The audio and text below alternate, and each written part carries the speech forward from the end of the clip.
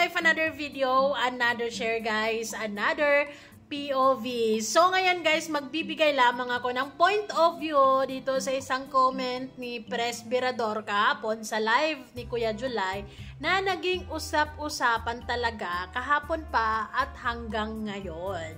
Yes, ang sabi niya, okay lang naman ang Mi Chris, tuloy lang. Wag lang sanang sobrang sweet. So ano nga bang ibig sabihin niya dito? Hindi ba siya pabor sa kaswitan ng Mi Chris? Meron na bang mga nangyayaring sobrang naging sweet ang Mi Chris? Well, that's a big question mark. Anyways, bago ang lahat, don't forget to support and subscribe Kuya Val Santos Matubang at Aid na Vlog Kalingap Rap at sa lahat ng Team Kalingap. Syempre guys, salamat sa suporta at pagmamahal nyo sa aming mga Kalingap reactor. So first thing first, sa comment ni Berador, wala namang masama dyan. I think more on pagpapaalala. As a kuya, maybe. And maybe, worry din siya, lalo na sa mga anti-kalingap na sinisilip ang mga love teams, kisyo ganito, kisyo ganyan, lalo na pumasok pa si Makagago sa eksena. So, I think,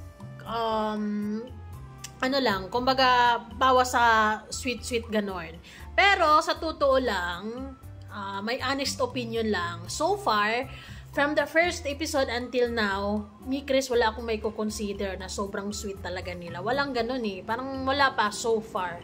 Kasi kung sinabi ni Presbyrador, ang tinutukoy niya dyan, yung eksena na yan, nung sa live selling nila, na gumanon si Krista sa mukha ni Mikoy, hindi ko may consider yun na sobrang sweet. Parang, diba, sa haba-haba ng live, medyo masakit na rin siguro yung likod ni Krista, gumanon lang siya ng konti, pero walang mali siya. I think kasi si Kalingap Mikoy nga eh, naka serious face nga eh, actually. Parang walang emotion siya sa part na yan eh. So, there's nothing, special whatsoever. Okay? Di ko may ko-consider yan na sobrang sweet. Kasi, may ko-consider ko yan na sobrang sweet kung pag gano'n ni Krista, tapos gumanon si Kalingap Mikoy sa shoulder ni Krista, and then nagkadikit na yung ulo nila, ganon. Pero, I guess, eksinang ito, parang may gustong ipapakita or ipapabasa si Krista sa papel na yan, and then ginanon niya si Kalingap Mikoy. Diba? So, this is it. Ako naman, kahit sino naman ang pumasok at mag-question sa Kalingap about love teams, wala namang dapat ikatakot sa totoo lang, because base sa pag-observe ako from Jomcar, Edsy, and Mi Chris ngayon, kung meron mga pa-sweet na ganito, ganyan, napaka limited edition and wala talagang sobra-sobra. Diba? Hindi tulad ng ibang mga couple vloggers dyan sa Sokmed na kahit hindi sila pero may laplapan na or may kung anong mga eksena, 'di ba? Well, sa PBB nga, 'di ba? Nakikita 'yan sa national TV. May mga under 18 years old diyan, pero meron din silang lalaki at babae, and then after task nagkayakapan sila. Minsan nga natutulog sila na diyan pa sa lap, pero may unan. And then, gumanyan din. Walang mali siya dapat, di ba? Huwag masyadong bigyan ng ibig sabihin. Just go with the flow. Enjoy the show. Ika nga. Hindi bias ni Presbyrador ang Mi Chris. Ay, joke lang. Anyways, very supportive naman si Presbyrador sa lahat. Lalo na kay Kalingap Rap or kay Kuya Val. Okay, so, masasabi ko, there's no such thing pa na nagawa ang Mi Chris na sobrang sweet. Wala namang ganun. Yung sa pool, parang hindi naman naging sweet doon kasi sabi bali-balita hindi nga marunong lumangoy si Krista doon. So paano ka magiging sweet doon sa pool kung hindi ka marunong kumbaga tinulak nga daw ata siya ni Kalingap Mikoy papuntang gilid para magiging okay. Ganon. So, okay. As much as I support Jomcar, Edsy, Mi Chris, pero wala pa akong masyadong reaction sa Mi Chris. Pero base din sa naobserbahan ko, lagi naman akong nanood sa premiere nila. Wala pa namang mga nangyayaring sobrang sweet talaga. To be fair, 'di ba? Kung ano mang mga pakulo nila diyan, kung anong mga sinasabi nila para sa isa't isa, more on pampakilig, more on lang naman, like nag-uusap lang sila, harap-harapan, ganon. And then, depende na lang yan sa kung anong flow ng kanilang usapan. Pero there's no extra touching, okay? Gano'n naman ang Mi Chris kasi tandem nga sila. Tandem or love team, I think pare-parehas lang naman 'yan. And bahala na sila kung nasa tamang edad na si Krista, kung kaya bang maghintay ni Kalingap Mikoy ng gano'n katagal, 'di ba? Because nababalitaan natin na si Krista ay like mga 15 years old pa lang. So 15 years old, bali 3 years, tsaka mag 18 si Krista. So doon lamang sila pwedeng magligawan ng tuluyan. So mababa pa talaga ang panahon. Pero kung alam mo naman, kapag lalaki gusto talaga, kayang-kayang maghintay talaga yan. Like Kalingap Ido. Okay.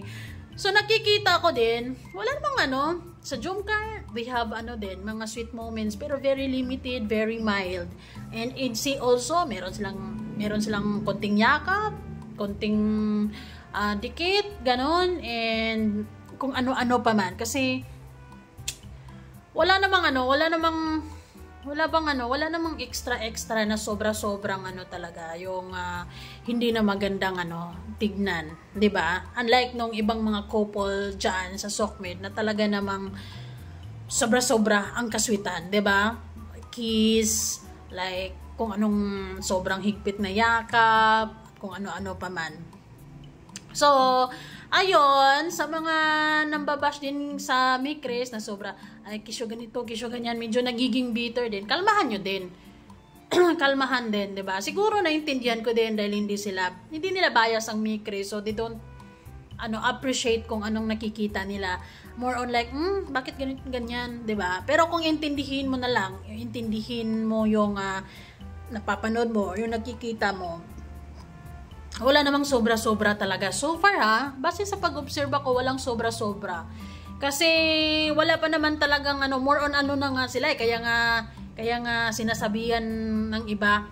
Kaya sinasabihan sila ng iba na na ano bang tawag diyan? Mahirap banggitin. Basta kisyo mahangin, presko, maangas, ganun. Kasi I think that's their role lang sa na yan, sa tandem na yan, sa serye na yan na Mi Chris. At di bali na kung hanggang saan sila abutin, di ba?